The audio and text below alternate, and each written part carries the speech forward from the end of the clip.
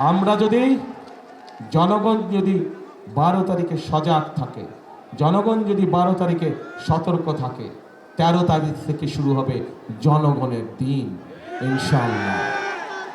এই বাংলাদেশে 13 তারিখ থেকে হবে জনগণের দিন। জনগণের প্রত্যাশা, জনগণের আশা, জনগণের আকাঙ্ক্ষা যে সকল আছে সে সকল বিষয়ের কাজগুলো ধীরে ধীরে পর্যায়ক্রমিকভাবে শুরু হবে।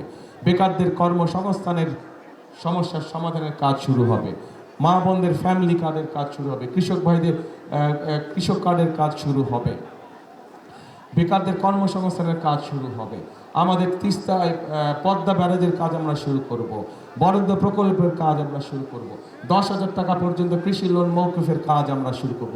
এই কাজগুলো হচ্ছে জনগণের কাজ এবং এই কাজগুলো ইনশাল্লাহ 12 তারিখে ধানের শীষ জয়যুক্ত হলে পরে ইনশাল্লাহ 13 তারিখ থেকে শুরু হবে জনগণের জয়যাত্রা।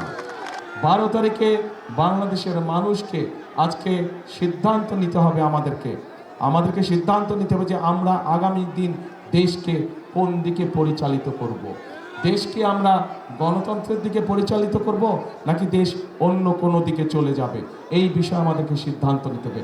গণতন্ত্রের দিকে যদি আমরা দেশকে ধাবিত করি, গণতন্ত্রের দিকে যদি আমরা দেশকে পরিচালিত করি, তাহলে আপনাদের সামনে আমি যেই পরিকল্পনার কথাগুলো তুলে ধরলাম, আপনাদের যেই দাবিগুলো বা আপনাদের যেই চাওয়াগুলোর কথা তুলে ধরলাম, মানুষের উপকার হয় এরকম কাজের কথা যেগুলো আমি তুলে ধরলাম, সেই কাজগুলোকে বাস্তবায়ন করা সম্ভব হবে।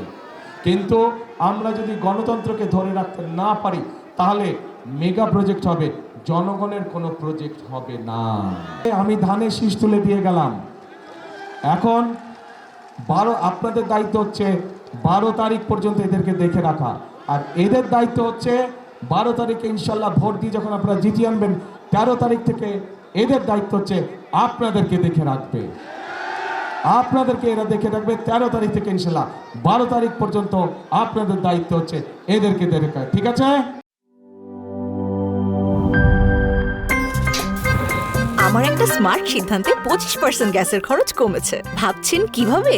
সাধারণ গ্যাস স্টোভ বদলে আমি এনেছি আরএফএল গ্যাস স্টোভ। এর সাইন্টিফিক নজল ও ব্রাস বার্নার ক্যাপ সমানভাবে তাপ ছড়িয়ে রান্না করে দ্রুত, তাই গ্যাসও বাঁচায় 25%, টাকাও বাঁচে 25%। আরএফএল গ্যাস স্টোভ নিরাপদ ও গ্যাস সাশ্রয়ী।